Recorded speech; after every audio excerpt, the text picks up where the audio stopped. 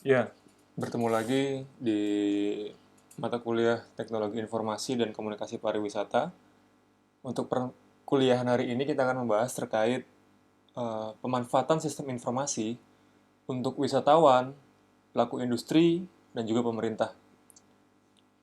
Langsung saja kita akan bahas ya tiga topik utama yang akan jadi pembahasan hari ini. Itu adalah yang pertama adalah kebutuhan informasi bagi para wisatawan, yang kedua kebutuhan informasi bagi para pelaku wisata, dan terakhir kebutuhan informasi bagi para pemerintah. Sebelum itu kita harus lihat dulu yang pertama terkait dasar dari kegiatan pariwisata itu sendiri atau the fundament of tourism. Nah, menurut Wall and Matheson, itu skema yang terbentuk dalam suatu sistem pariwisata itu seperti ini. Di sebelah kiri ada tourist generating region. Itu adalah daerah di mana turis itu berasal, ada wisatawan berasal. Lalu di sebelah kanan itu adalah tourist destination region. Jadi tujuan atau daerah atau destinasi yang mau dituju oleh si wisatawan. Nah, di tengah itu adalah proses perjalanannya. Bagaimana cara mengakses ke sana, bagaimana pengelolaan sistem transportasinya, bagaimana pengelolaan mengantarkan si turis bisa sampai ke daya tarik wisata yang dia ingin kunjungi, sampai kembali lagi ke rumahnya. Nah, itu pola besarnya adalah seperti itu. Seluruh kegiatannya ini adalah kegiatan pariwisataan. Jadi secara dasar harus dilihat dulu, dipahami dulu bagaimana sistem kepariwisataannya. Oke, lalu kita akan masuk terhadap kebutuhan informasi apa aja sih yang dibutuhkan bagi wisatawan. Eh, Secara dasar ada tiga hal utama yang paling dibutuhkan untuk wisatawan. Itu adalah pertama atraksi atau daya tarik wisata, lalu aksesibilitas dan amenitas. Ketiga hal ini pasti akan dicari oleh wisatawan sebelum dia memutuskan untuk berangkat ke suatu destinasi wisata, ke suatu tempat untuk dia memenuhi kebutuhan untuk berwisatanya. Jadi tiga informasi utama ini akan dicari. Nah, jadi teman-teman harus tahu nih, kira-kira di atraksi wisata atau daya tarik wisata ini apa aja sih sebenarnya yang dibutuhkan untuk wisatawan. Oke, kalau dilihat dari pengertiannya dari daya tarik wisata itu sendiri kan segala hal atau segala sesuatu yang memiliki keunikan, kemudahan, dan nilai yang berupa keanekaragaman alam, budaya, hasil buatan manusia yang menjadi sasaran untuk kunjungan wisatawan. Yang bisa menarik wisatawan berkunjung itu menurut Undang-Undang Nomor 10 Tahun 2009 tentang kepariwisataan, definisi dari daya tarik wisata. Lalu menurut UKIUT, daya tarik wisata sendiri adalah atau tourist attraction itu adalah istilah yang sering digunakan untuk segala sesuatu yang menjadi daya tarik bagi orang untuk mengunjungi suatu daerah tertentu. Tuh, jadi daya tarik wisata, teman-teman, saya yakin teman-teman tahu ada uh, pembagiannya kan ada pariwisata alam, lalu wisata budaya, lalu wisata buatan, man-made tourism, dan ada juga salah satunya adalah wisata minat khusus yang lebih spesifik lagi ininya, peminatnya. Lalu di daya tarik wisata tuh ada apa aja? Apa sih yang dicari wisatawan di sana? Itu pasti dicari. Lalu itu ada secara garis besar ada something to do, apa yang harus dilakukan, something to see, apa yang bisa wisatawan lihat di tarik wisata tersebut, something to buy, apa yang bisa mereka beli, dan yang terakhir yang mungkin besar juga impactnya adalah something to learn, apa yang bisa wisatawan ini pelajari dari suatu tempat wisata yang dia kunjungi. Nah, hal itu semua itu butuh akan informasi. Jadi wisatawan butuh akan data-data dari hal-hal yang tadi saya sebutkan. Terkait daya tarik wisata apa aja, bagaimana kondisinya, seperti apa bentuknya. Lalu misalnya kalau itu adalah pariwisata budaya, budaya seperti apa, keunikan apa dari budaya itu yang bisa mereka lihat, mereka akan cari informasinya. Lalu apa yang bisa mereka lakukan di daya tarik wisata itu? Lalu apa yang mereka bisa lihat di daya tarik wisata itu? Apa yang bisa mereka beli dan apa yang mereka bisa pelajari sebisa mungkin informasi ini mereka dapatkan sebelum mereka memutuskan untuk berkunjung ke suatu daerah untuk melakukan kegiatan pariwisatanya. Kalau itu tadi adalah kebutuhan data terkait atraksi atau daya tarik wisata. Lalu yang kedua adalah aksesibilitas. Nah, Dari pengertiannya, menurut Gunn and Farr, itu aksesibilitas adalah aspek penghubung yang menghubungkan wisatawan dari tempat asalnya menuju lokasi wisata yang dituju yang merupakan suatu komponen terpenting dalam pembentukan destinasi wisata. Seperti tadi skema awal, ada dua region, yaitu origin tourist region, yang kedua adalah tourist destination region, dijembatani oleh daerah yang di tengah yang menghubungkannya. Nah, ini aksesibilitas juga bicara salah satunya di sana. Apa aja sih yang dibutuhkan data-datanya terkait aksesibilitas bagi wisatawan? Secara garis besar ada 5 hal. Yang pertama adalah jarak tempuh. Misalnya, kalau wisatawan mau mengunjungi suatu tempat, dia butuh tahu kira-kira berapa kilo sih untuk menuju ke sana. Jauhnya seberapa jauh gitu. Lalu yang kedua adalah waktu tempuh. Nah, apabila menggunakan perjalanan darat atau menggunakan perjalanan udara atau menggunakan perjalanan laut, itu kira-kira waktu tempuhnya berapa jam secara normal. Itu juga akan dicari oleh wisatawan karena akan berdampak pada eh, pengaturan jadwal kunjungan. Seperti itu, waktu tempuh. Lalu yang ketiga adalah mode transportasinya. Mereka harus naik apa? Apakah bisa dengan mobil? Apakah harus dengan motor? Apakah bisa dengan bus besar, atau bus kecil, atau bus sedang? Apakah harus naik kereta api? Dan apakah harus naik pesawat berbadan kecil untuk mencapai daya tarik wisata yang ingin mereka capai? Lalu prasarana transportasi. Nah, prasarana transportasi ini adalah seperti jalan raya, apakah sudah ada tol yang kira-kira memudahkan wisatawan jika ingin menuju ke suatu tempat, apakah sudah ada rel kereta api, apakah sudah ada pelabuhan kalau itu lalu lintas laut, dan apakah sudah ada bandara apabila wisatawan yang menggunakan moda transportasi udara. Ini juga dicari nama wisatawan terkait kebutuhan akan informasi prasarana transportasi. Dan terakhir, akses informasi ini juga adalah salah satu bagian dari aksesibilitas, karena informasi yang menjembatani data-data, segala macam data yang ada di tempat wisata yang dibutuhkan oleh wisatawan. Termasuk jaringan internet, itu kan juga jelas yang sangat dibutuhkan. Jadi, aksesibilitas itu sendiri ada 5 komponen utama yang bisa dicari oleh wisatawan. Jadi, eh, ini yang paling banyak eh, dibutuhkan wisatawan saat mereka ingin melakukan kegiatan wisata dari sudut pandang aksesibilitas. Lalu yang ketiga adalah amenitas. Nah, ada beberapa definisi terkait amenitas itu sendiri.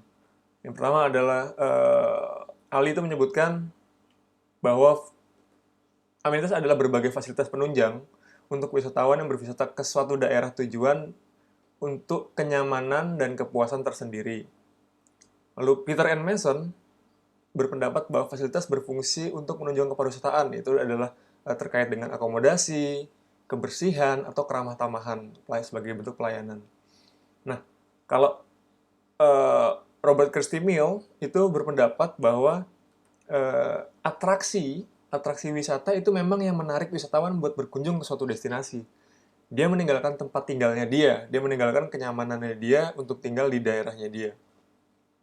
Nah, karena dia berpindah jauh dari rumahnya ke tempat wisata, maka wisatawan itu membutuhkan suatu tempat untuk dia tinggal, untuk dia makan, untuk dia melakukan hal-hal yang memang biasa dilakukan di kehidupannya sehari-hari. Nah, ini difasilitasi oleh hal-hal yang namanya amenitas. Ini menurut Robert Kirsty Mill seperti itu. Dan amenitas sendiri biasanya ada 5 hal besar yang dicari. Yang pertama adalah akomodasi atau tempat tinggal, entah itu dalam bentuk hotel, entah itu dalam bentuk bungalow, entah itu dalam bentuk resort. Jadi wisatawan akan mencari apabila dia ingin berpergian lebih dari 1 malam di tempat wisata yang ingin dia kunjungi. Kan ada banyak berbagai jenis akomodasi, bisa dilihat dari jenisnya, lalu dari harganya, lalu dilihat dari kelas akomodasinya. Itu yang dicari dari sudut pandang akomodasi. Lalu cafe and resto. Terkait karena makan dan minum adalah salah satu kebutuhan dasar manusia, jelas cafe and resto yang memfasilitasi kebutuhan dasar manusia itu tadi untuk makan dan minum, itu pasti akan dicari informasinya bagi wisatawan apabila dia ingin berkunjung ke suatu daya tarik wisata. Lalu yang ketiga adalah sarana perbankan. Bagaimana, apakah kesulitan kalau mereka seorang wisatawan ingin menukarkan duitnya di satu daerah, dan mereka akan, kalau kesulitan, mereka akan mempersiapkan uang itu sejauh-jauh hari sebelum mereka berangkat. Jadi itu akan mendorong persepsi wisatawan untuk menentukan preferensinya dia saat nanti memutuskan mengambil daya tarik wisata yang mau dikunjungi. Yang keempat juga yang banyak dicari juga adalah fasilitas kesehatan, sulit atau mudah, terus sarana ibadah juga dicari informasinya kadang. Nah, itu dari sudut pandang kebutuhan informasi dari wisatawan.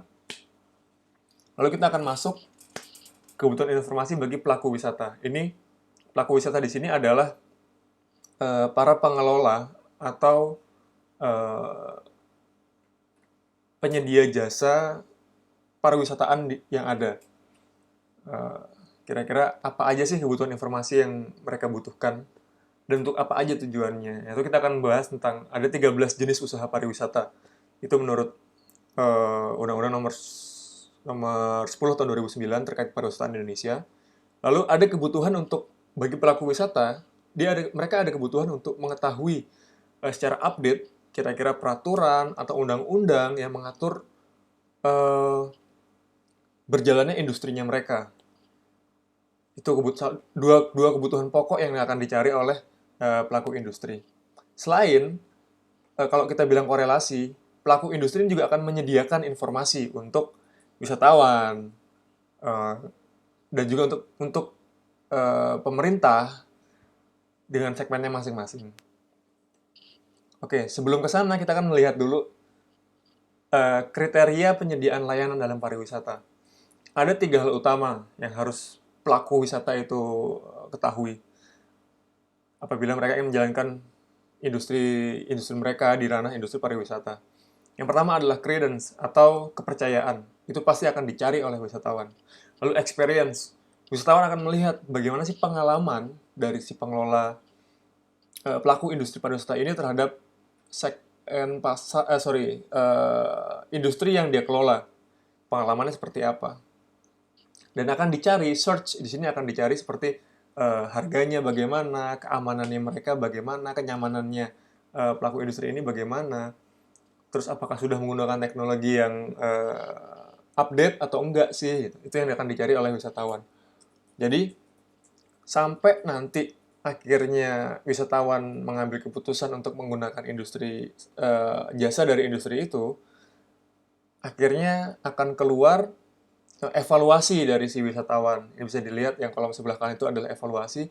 Jadi wisatawan akan menimbang kira-kira dari yang persepsi dia di awal melihat industri pariwisata, industri yang akan dia gunakan jasanya seperti apa, lalu dia pada harinya dia menggunakan jasa itu, setelah penggunaan jasa dia akan melihat oh kira-kira bagaimana sih ininya pelayanannya. Akan muncul 2 hal sebagai hasil dari evaluasi itu adalah yang pertama adalah satisfaction, lalu yang kedua adalah dissatisfaction. Puaskah atau kecewakah pengguna jasa? Ini yang jadi modal utama untuk melihat pelaku industri wisata dan bisa berhubungan dengan informasi apa yang mereka butuhkan untuk memperkuat hal-hal tadi sampai ke pelayanan dan sampai ke evaluasi sehingga menciptakan suatu kepuasan. Ya, 13 jenis usaha pariwisata yang ada di Indonesia menurut Undang-Undang Nomor 10 Tahun 2009 tentang pariwisataan. Itu pertama adalah usaha daya tarik wisata, terus usaha kawasan wisata. Usaha daya tarik wisata itu seperti pengelolaan daya tarik wisata di misalnya hutan pinus di Yogyakarta, gitu. Itu daya tarik wisata. Lalu yang kedua adalah usaha kawasan wisata. Usaha kawasan wisata ini mungkin seperti kalau di BUMN Indonesia itu adalah ITDC namanya.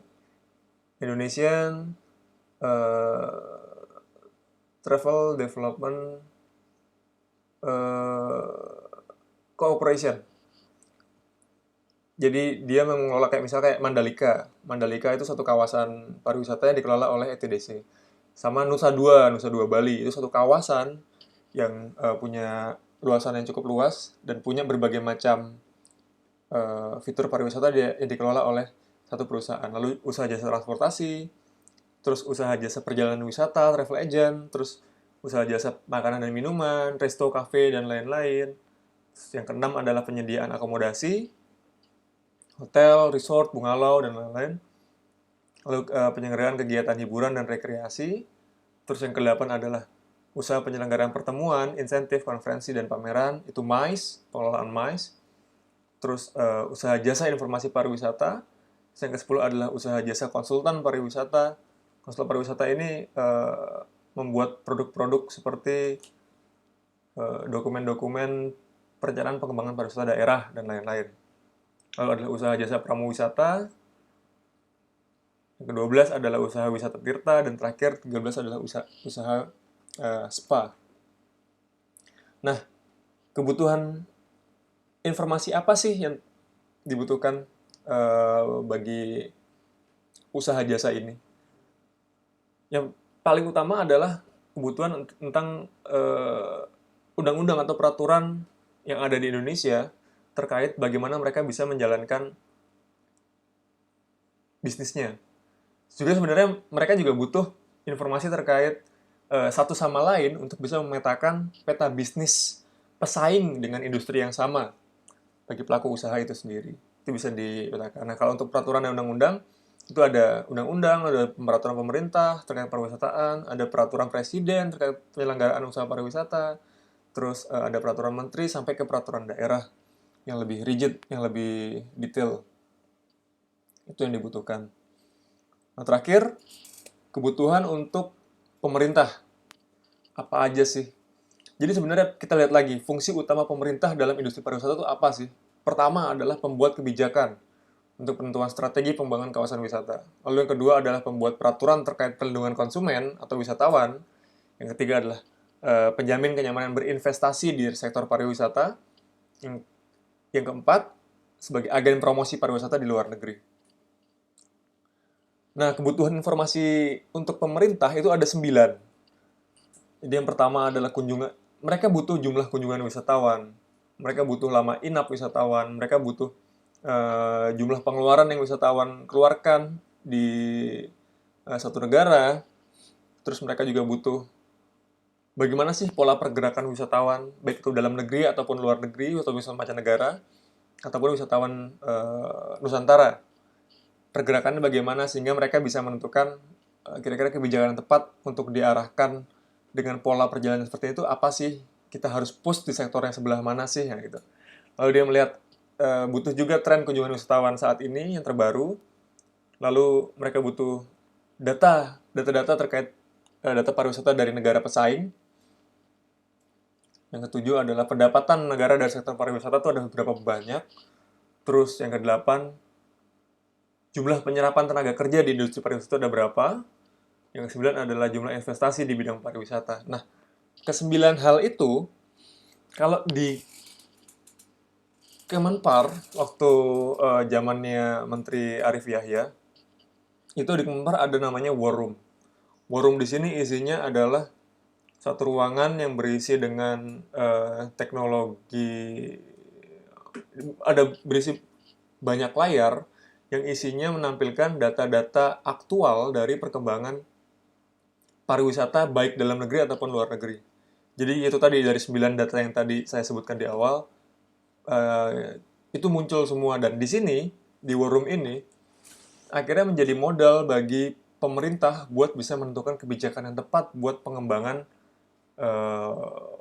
pariwisata ke depannya. Nah, secara garis besar itu data-data yang dibutuhkan atau informasi yang dibutuhkan bagi 3 segmen utama, yaitu adalah wisatawan, yang kedua adalah pelaku industri pariwisata, dan yang ketiga pemerintah.